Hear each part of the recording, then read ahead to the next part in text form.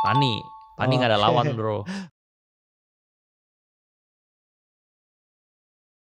Pani 2022. 2022 kan. 2022. Termasuk di podcast kita pertama tuh di Benar, awal tahun ini. benar, Ya iya. dari 5.000 sekarang udah 15-an ribu. Tapi alasan gue undang lu tuh gara-gara ada satu. Tau nggak? Apa bro? 24 September saat itu tuh gue nyatet ya, PAN itu harganya 10.000. Lu bikin price prediction bahwa PAN itu bakal jadi 20.000. Iya. Ya kan? Iya. Abis itu ada satu lagi, 21 Oktober harga PAN naik ke 15-an ribu. Lu bikin price prediction lagi 40.000 gitu. Iya. Average lu punya PAN itu berapa sih? Pani gua ada beberapa account bro. Average-nya beda-beda. Ada yang paling rendah mungkin di 700-an. Terus ada juga yang di 1000-an. Ada juga yang di 5.000-an. Oke, Jadi berarti average-nya beda-beda. ya, Karena gue beli terus, gue ngejar terus. Gue ada cash, gue beli lagi. Gue ada cash, gue beli lagi. terakhir lu beli PAN di angka berapa? Kemarin 15.000. 15.000 lu masih 15.000 percaya? gue makan. 15.000 itu gue makan hampir banyak lah, belasan miliar ada bro.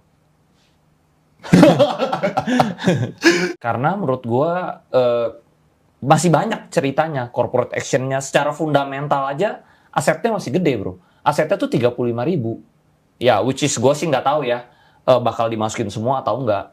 Tapi setidaknya kalau dia bisa masukin sebagian aja atau sepertiga aja, itu udah menurut gue harga sekarang masih bisa naik lah. Nggak harus 40.000, 25.000 juga potensi banget gitu.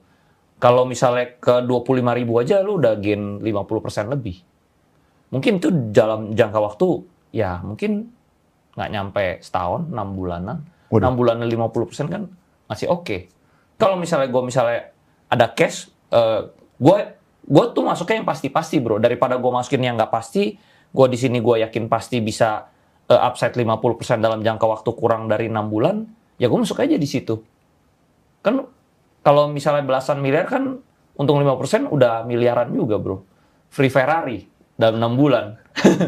Gitu bro. Contohnya misalnya dulu ya waktu gue awal masuk Pani, gue tuh tahu tuh lahan ini cuma 6.000. Bahkan di presentasinya itu cuma 6.000 hektar bro. Lalu berjalannya waktu, tahun lalu dia upgrade, dia udah bebasin lahan sampai 10.000. Lalu berjalannya waktu, bulan lalu dia announce bahwa lahan dia tuh udah 35.000. Lebih luas dari Jawa Timur, ibu kota Jawa Timur gitu loh. Jadi gue merasa ya gede banget. Nah, bisa ke arah sana itu sebenarnya bukan tergantung gue. Jadi orang-orang jangan ngomel ke gue kalau misalnya nggak ke sana. Bisa ke sana atau nggak itu balik ke ownernya. Jadi saham itu kan bisa naik, tapi fundamental harus mengikuti bro. Nah sekarang sahamnya naik kalau fundamentalnya diikuti gitu. Misalnya dia masukin lagi lahannya. Sangat berpotensi, bahkan nggak 40.000, 50.000, 100.000 juga potensi banget bro. Kayak contohnya misalnya BCA harga sekarang itu kan 10.000. Tapi kenyataannya BCA itu sebenarnya harga 500.000. Karena dia udah stock split berkali-kali bro. Gitu. Jadi sebenarnya sangat memungkinkan nggak panik ke harga segitu? Memungkinkan, dia tinggal stock split lagi atau right issue lagi, harganya mulai lagi di bawah, nanti naik lagi. Iya.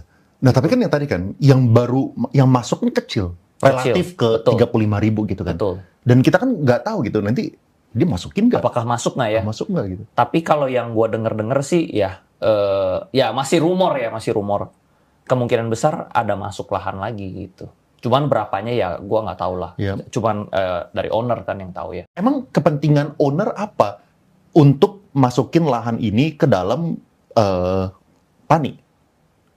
Menurut gue dia bisa naikin, ya misalnya sahamnya naik tinggi ya.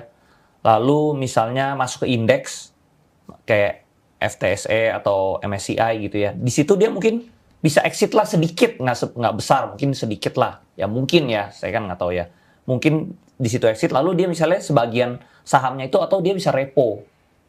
Bro, dia repo, dia dapat dana lagi, dana itu kan dia bisa pakai buat pembebasan lahan lagi, jadi lebih besar lagi gitu. Dari situ ya gulungannya lebih besar lah. Jadi tesisnya lu, kalau misalnya kepentingan ownernya adalah kalau misalnya bisa masuk ke MSCI dan FTSE, dia akhirnya bisa jualan sedikit atau dia bisa repo. Yes. Ya kan, repo itu alias dia pinjam duit, kolateralnya itu sahamnya gitu ya. Dan sebenarnya nggak harus masuk MSCI sih untuk repo. Sekarang pun dia udah bisa repo sebenarnya. Iya. Cuman menurut dia belum saatnya dia repo sekarang, mungkin ya. Tapi Mungkin dia apakah tunggu dia lebih tinggi lagi baru dia repo, kan lebih menguntungkan. Kenapa harus repo sekarang? Repo aja nanti. Iya. Gitu. Ya gara-gara itu makanya menurut lu owner jadinya memiliki kepentingan untuk naikin angka harga Angkanya, Pani. betul. Ya, dan untuk naikin angka Pani Yes. nggak bisa kalau misalnya cuma dinaikin doang, harus ada fundamentalnya yang menyusul gitu betul, maksudnya. Betul. Iya. Jadi contohnya misalnya kalau lu naik ke 1000 T, terus lu repo deh. Lu repo laku ya 20 atau 50%, kan lu untungnya besar, bro. Bunga repo kan nggak besar lah, paling ya 15%, 14% gitu. Iya. Dia dapat duit banyak, dia bisa beli lahan lagi. Ini jadi sama persis kayak Tesla, bro. Jadi si Elon Musk bisa beli Twitter itu tanpa pakai cash. Dia cuman repo saham Teslanya, dapat duitnya dia pakai buat beli Twitter gitu loh. Nah, ini sama juga. Dia one day dia bisa repo saham Paninya kalau udah tinggi, dia dapat cashnya buat beli lahan lagi lebih besar lagi, bro. Boleh ceritain agak detilan nggak mengenai repo? Soalnya kan repo ini jarang dibahas sama orang kan. Oke. Kalau misalnya kita ngomongin repo, siapa yang minjemin duitnya? Dan apa yang mereka lihat? Misalnya nih, kalau apakah orang yang minjemin duit bakal ngeliat, oke, lu punya 90% dari perusahaan yang 500 triliun, tapi lu punya PE ratio 500 gitu misalnya. Takut nggak mereka gitu? Nah, repo itu yang dia lihat itu owner, bro. Dia lihat lu ya, dia lihat kredit lu, bener-bener lihat profile lu lah. Itu pertama ya, profile. Kedua, dia lihat sahamnya. Sahamnya ini fundamentalnya bagaimana gitu loh. Karena jujur ya bro, gue sendiri juga main repo gitu. Jadi gue dapat dana repo, gue beliin saham lagi. Jadi gulungannya multiple, bro. Tapi apa bedanya itu sama, itu kayak leverage basically Yes, gitu kan? kayak leverage. Iya, kalau misalnya lu beliin lagi ya sama aja kayak leverage. Betul. Biasanya Betul. kalau dari kalau contoh lu gitu ya, misalnya kayak lu punya 100M gitu misal di satu akun ini, berapa persen sih yang bisa direpoin? Nah, yang bisa direpoin ya semuanya sahamnya. Contoh misalnya, gue punya saham BCA gitu ya. Gue bisa, misalnya gue punya 10.000 saham BCA contoh ya. Gue bisa repoin 10.000 saham BCA-nya. Oke. Semua 10.000-nya 100%. Tapi balik lagi ke sekuritas ya, kita deal-dealan. Yang bisa direpo itu berapa persen. Jadi misalnya dari 10.000, oke, dari 10.000 gue menilai misalnya BCA ini 50%, dia kasih dananya 50%. Ada margin of safety-nya. Yes, margin of safety-nya. Nah, si sekuritas ini yang ngambil repoan kita, dia juga seneng. Dia dapat misalnya contoh ya, dia dapat barang senilai contoh 100 miliar, tapi dia cuma kasih cash 50 miliar. Dia seneng, bro. Gitu. Iya. Dia seneng dapat uang 100 miliar cuma ngasihnya 50 miliar, kita juga seneng. Kita dapat another ekstra 50 miliar. 100 miliarnya masih ada, nggak kita jual. Nah, sama juga kayak si Elon Musk kan. Dia nggak jual Teslanya, dia repoin gitu, dia dapat cash, dia beli Twitter. Jadi beli nggak pakai uang, bro. Ya. Ini konsepnya sama aja kayak limit trading gitu kan, mirip-mirip ya. Trading limit Yes. mirip. Cuman bedanya trading limit itu ada jangka waktunya Iya. terlalu Pendek, H+2 ya. Iya, paling lama ya 4 hari gitu kan Iya. udah harus sell ya. Terus udah gitu bunganya lebih tinggi. Gitu. Terus kalau misalnya margin juga sama, limitnya nggak semua saham bisa gitu loh. Kalau repo sahamnya lebih bervariasi. Iya. Nah, contohnya misalnya Haritanu gitu ya. Haritanu juga sering kan dia repoin saham. Itu leverage, bro. Bisa Iya. lebih gede lagi, jauh lebih gede. Benar. Tapi kan yang tadi kan, maksudnya nggak semuanya itu dilihat Nggak semua. Yes. Kayak saham emitennya pun juga kalau misalnya Yes. kayak BCA gitu-gitu. Mungkin dapetnya gede. Dapetnya gede. Betul. Soalnya mereka ngelihat sejelek-jeleknya ya kan, Yes. lu kalau misalnya mau ada resesi segala macam, nggak mungkin lah sisa 10%-nya di saham gitu kan. Tapi kalau misalnya saham yang mungkin kita ngomongin ekstrimnya gitu, yang gorengan, yes. 10% juga nggak mau dikasih iya, gitu. mungkin cuma dapat 10%. Ya, gitu. atau bahkan kalau bisa sama sekali nggak dikasih. Kalau gorengan banget nggak dikasih. Nggak dikasih. Jadi dia lihat kita sebagai owner gitu, rekam jejak kita, sama dia lihat barangnya apa nih yang mau lu repo. Gitu. Ya. Jadi yang lu repoin buat beli saham apa, bro? Oke, nggak usah jawab. Ya Jawabnya tentunya nanti aja. Ya, udah nanti aja ya. Tapi kalau misalnya mau boleh. Ya tentunya pasti gue beli Pani lagi, bro. Makanya gue ada cash Dikasih banyak, gue tahu. beli Pani lagi gitu. Ya tapi ini bukan berarti gue beli Pani, teman-teman di sini beli Pani juga, jangan gitu. Iya, Ini kan iya. preference gue aja. Jadi di sini gue nggak rekomendasi juga. Iya. Gitu. Tapi kalau misalnya repo itu ada downside risk juga kan, kalau misalnya sahamnya itu turun Di for sale. di for sale. Yes, Iya, for sale. Tapi gue udah pelajarin, ya dia nggak mungkin downside-nya ke angka tersebut. Kenapa tadi lu bilang PANI itu nggak bisa turun di bawah angka sekian? Masa kalau misalnya kita ngomongin saham gitu ya. Ini berlaku juga waktu gua lihat tuh waktu PANI di harga 5.000 ya. Kan kita dari awal tahun ini 2024 sampai pertengahan tahun itu kan 5.000 terus itu kan. Dia tuh kayak nggak bisa turun di bawah 5.000. Kenapa? Ya karena kalau di bawah 5.000 udah murah banget. Pasti orang-orang, contohnya saham turun itu kan harus ada yang buang ya. Selama ownernya nggak buang, kan kalau di PANI itu kan yang pegang kepemilikan banyak owner. Yang bisa turunin harga segitu ya pasti ownernya juga gitu loh. Tapi kalau misalnya retail, harusnya nggak bisa mereka buang ke harga segitu dengan barang yang ada sekarang nggak bisa turun ke harga segitu gitu loh. Lagian kalau dia turun ke harga situ pasti orang udah berebut beli lah seperti itu. Apakah ada Jadi kaitannya? terlalu jauh gitu. Apakah ada kaitannya juga cara ngeliatnya tuh dengan ini? Kayak berapa banyak duit yang dimasukin sama ownernya di harga 5.000? Nah, nggak juga sih. Karena ownernya juga ada beli juga di harga 5.000, jadi barangnya ini kan makin habis. Iya, iya. Makin kering. Apalagi dia kemarin tuh ya ada private placement dan segala macam kan. Iya, iya. Jadi dia beli di angka 5.000 ya, kalau misalnya di bawah itu kan sort of like dia tuh pasang badan gitu. Iya, pasti. Terus orang juga merasa ownernya aja di 5.000 beli. Pasti ya kalau kena harga itu pasti orang-orang udah mulai ngantri beli lah gitu. Iya, iya. Jangan kan di 5.000, misalnya 7.000 aja orang pasti udah. Jangan kan 7.000, 10.000 aja orang udah ngantri beli. Iya, iya. Nah, ini nih, kalau misalnya kita lihat cara invest itu kan ada 3 yang gue lihat ya. Technical, bisa ada fundamental, sama ada ilmu baru lah. Flow gitu. Flow. Iya kan? Yeah. Flow ini gue dapat ilmunya dari lu sama Coai lah. Iya, gitu iya, kan. Nah, tapi kalau misalnya kita ngomongin fundamentalnya, itu kan oke lah kita ngomongin bisa masukin berapa hektar lagi ke dalam saham PANI-nya gitu kan. Tapi kan PI-nya 400 bro. Lalu abis itu kan PBB-nya itu hampir 20. Market cap-nya 250 T gitu. Kalau misalnya kita mau naikin jadi 20.000 berarti kan 800 itu PI-nya gitu. Sebenarnya fundamental itu kan namanya fundamental itu kan namanya yang terkenal tentunya value investing gitu kan. Value itu kan sebenarnya nilai nih. Orang-orang lihat itu sebenarnya value sekarangnya. Sebenarnya value di belakangnya itu yang harus dilihat, future value namanya, bro. Nah, value sekarangnya si Pantai Indah Kapuk itu memang di 2.000, ya kurang lebih 2.000 hektar lah ya yang masuk. Tapi sebenarnya di belakangnya itu kan ada hampir 35.000. Mungkin ya yang nggak bisa dimasukin ada sekitar 5.000 lah. Tapi masih ada 30.000 lagi yang bisa masuk gitu.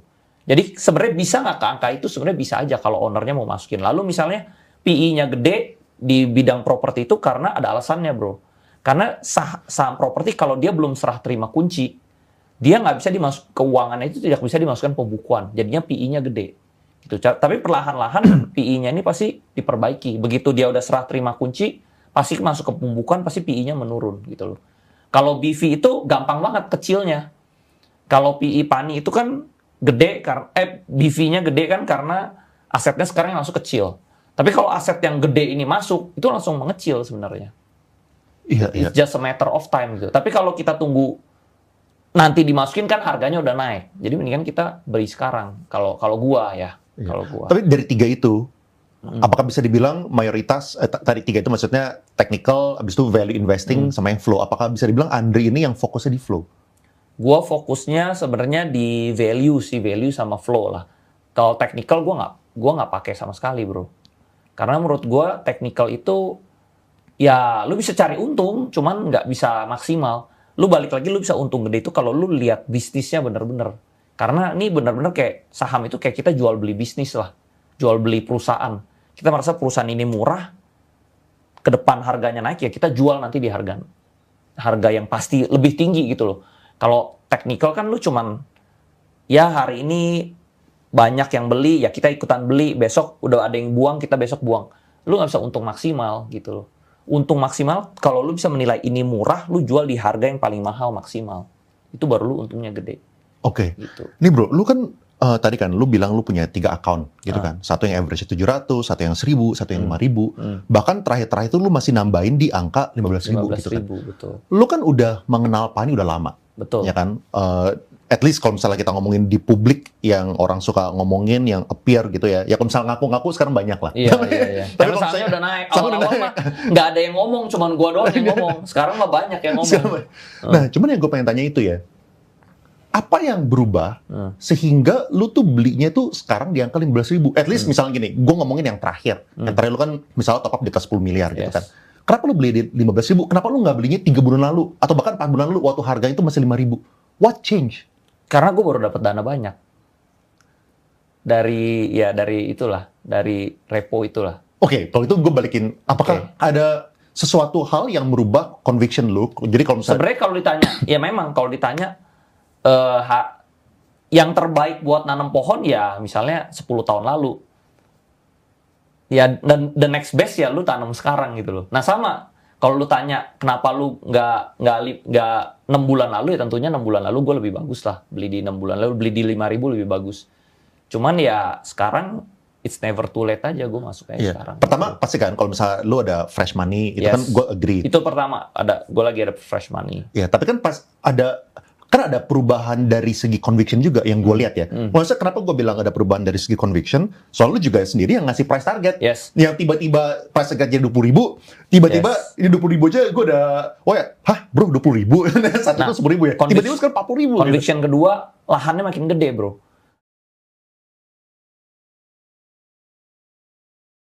Awalnya itu dulu 6.000, jadi 10.000. Tiba-tiba announcement bulan lalu dari perusahaannya 35.000 bro. Itu kenaikannya 3 kali lipat. Gitu loh bro. Jadi itu yang memungkinkan, mengubah gitu loh.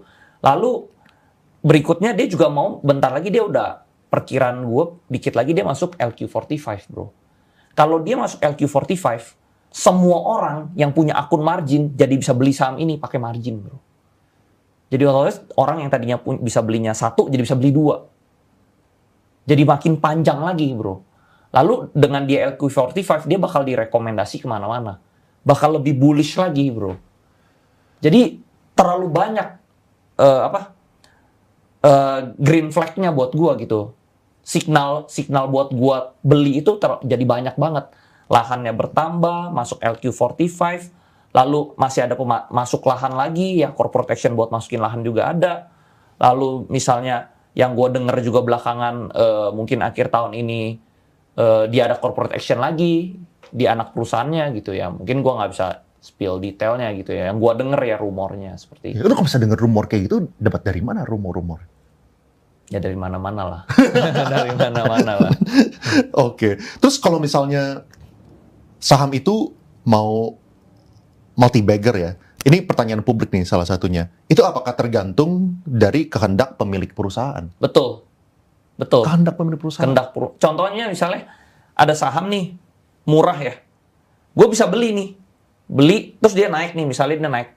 Tapi kalau fundamentalnya nggak mengikuti, dia bakal crash bro. Nah jadi saham ini harus naik. Fundamentalnya mengikuti, dia bisa naik lagi lebih tinggi. Fundamentalnya mengikuti, dia naik lagi lebih tinggi. Jadi seperti itu. Nah si Pani ini dia kan naik, nah tapi dia ada corporate action.